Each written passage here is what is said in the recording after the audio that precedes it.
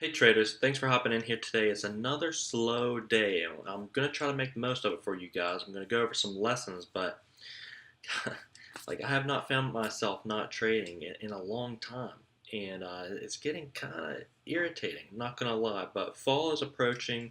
That's going to be a lot hotter of a time. I started trading a few years ago, and last summer was actually really hot, so I hadn't experienced a summer that was as slow as this, and this summer has been very slow. But I want to get into a pattern for you guys. It's the Ascending Triangle Breakout Pattern. I want to get into some different variables where it works and where it doesn't work, and also how to spot that, how not to, and where to buy, how to draw your trend lines on that. So let's get into that. As you can see here, CRON, this was really our leading play today. This one went green to red on the day, but there was one or two trades on it that you could have made on the red to green move, and then around 850 the bounce. That's where I was looking at it and just didn't jump on that. But let's get into the ascending triangle breakout pattern. I have a few screenshots here for you that I want to show you and go over that I've taken in the past. And this one here is on ARDM. Now I want you to notice with this ascending triangle breakout pattern how light this volume is.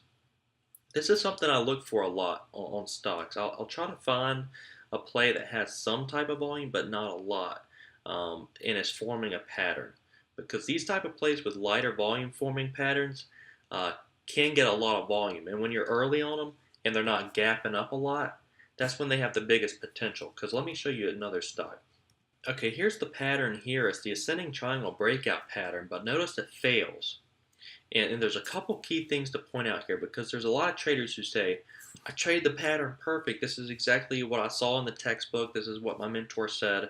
Um, but there's different variables. You can't just say, I see an ascending triangle breakout and that's it. There's other things you need to look for. For instance, on CDTI, notice how this one has already punched up a lot. It's already gone from like 80 or 90 cents to $1.52, and then starts forming this ascending triangle breakout. And and that's something you want to notice is their overextension. And that's why I said I like to find stocks that have not gapped up a lot, don't have a big spike in the morning, that have just low volume. They have eyes on the stock. There's eyes on the stock, and it's forming a pattern, but the pattern hasn't exploded yet. There hasn't been that explosive move yet, but because with that, it's a lot more likely for it to happen.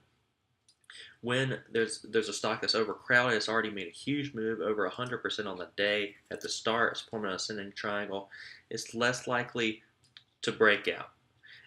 And not only that, but if we look lower here, this stock hit its 200-day moving average at 150.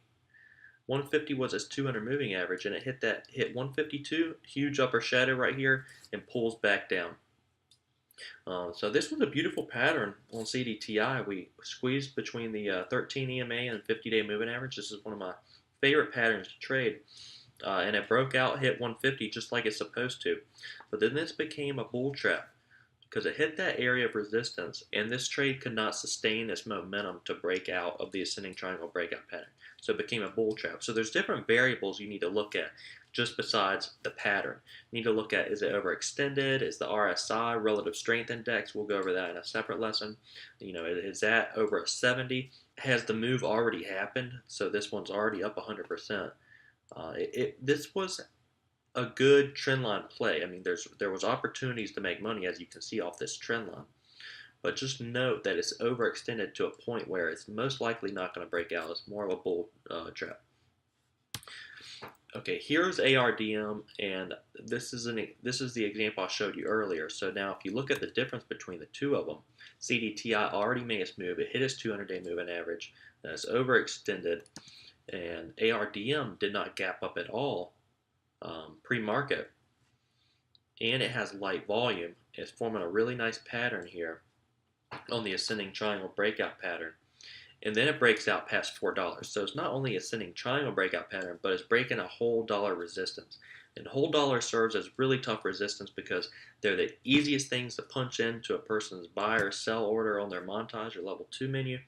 And so that becomes key level of resistance and support at $4. And so not only did we break through that, but we broke through the ascending triangle breakout pattern. And then we had a nice push on up, so we noticed volume spike here as well, up to 75,000 shares. Very light volume leading up to that, but then when we get to that breakout point, we have 75,000 shares of volume.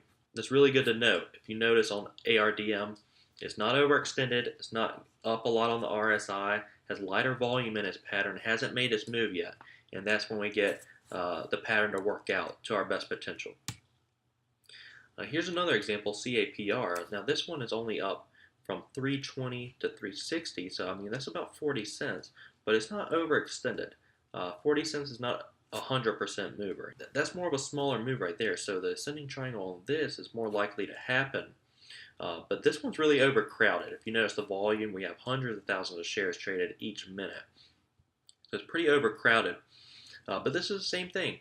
It's not overextended from pre-market. It's only up 40 cents on the day and consolidating between that 20, 30, 40 cent range. And what you want to notice on a play that's overcrowded like this, as well as plays with lighter volume, is just a volume surge.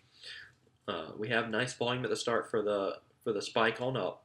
And then this one's bouncing nicely off the trend line, getting squeezed to that top resistance area at 375. And then we notice, from the start of the day, volume fades off. And what we want to notice for that really tight squeeze is a volume surge. So as this is squeezing tighter and tighter together, we have volume lightening up. And when we have volume just surge right here, a couple 100,000 shares, just like at the start of the day, that's a good area, to buy. And that's something I really focus on when I'm trading a pattern like this. Really any pattern. You want to focus on the volume. You want to see volume surge at the point of the break. And that's when you want to jump in. So I'll jump in with the volume on the break of resistance at the end of the squeeze play. That's a great example right there. Here's another one from Investopedia. Traders will enter a long position on the break above resistance. A lot of times, I really anticipate and trade in with the momentum. So I'm not going to trade exactly above the break. So sometimes they become fake out breakouts. So what I'll do is either get in early off this trend line if I do suspect that, this one has a great chance of breaking out. My risk reward is very small. So if you're getting in on this trend line, let's say you get in right here or right here, you're risking very little because your stop loss is just the crack of the trend line. So you might be only risking a few cents. And then if this one gets up to the high of day, you can either add to your position or scale out some if you think it's going to not break out. Or you can just hold your position and wait for the break and then sell up into the strength. There's different ways to trade this. I would just note that there's different variables. Don't just find the pattern and trade the pattern. Look at everything else. How overextended is it on the day? What's the RSI? What's the price action like? Is it already up 100%? And there's just different variables. With that one example I showed you, it had hit the 200-day moving average, which is really tough resistance. With any pattern, not just the ascending triangle breakout, be looking at the entire picture. Don't just be looking at one individual thing as far as the stock is concerned. Here's another example of the ascending triangle continuation. This is more of a higher price stock in the 20s, but it's the same thing. I mean, it's bouncing off the trend line, and you see volume going down, down, down, down, and then a volume surge. You see a volume surge at the break, and that's what you want to look for. Not a lot of teachers are telling you this, to look at volume. They just show you the pattern and say trade the pattern. There's different variables. I think this is a key pointer. You just want to see volume lightening up and it bouncing off the trend. So on the ascending triangle pattern, it's making higher lows. You notice this blue line here, higher low, higher low, higher low, higher low, higher low. But the volume needs to be making lower lows. It needs to be getting pretty light. And then when it gets to the point of the break of resistance, watch for that volume surge. And you guys will be good to go. I would say on the ascending triangle breakout pattern, there's two key levels to buy.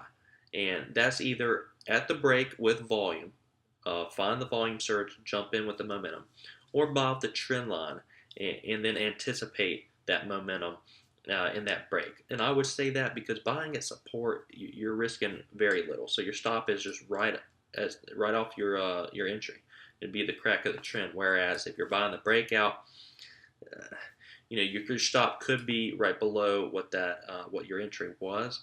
But sometimes you gotta give it a little bit more room, because notice right here, it broke out, and then this lower shadow here, it came back below and then kept moving. It's just It's a little bit more risky because sometimes there's fake out breakouts as well. So there's different areas to buy and sell on this. That's dependent upon how you trade. But as far as the pattern goes, those are the different variables that I would say focus on, not just the pattern, but focus on the whole picture. Thank you guys for watching. I hope you learned something. We'll see you tomorrow.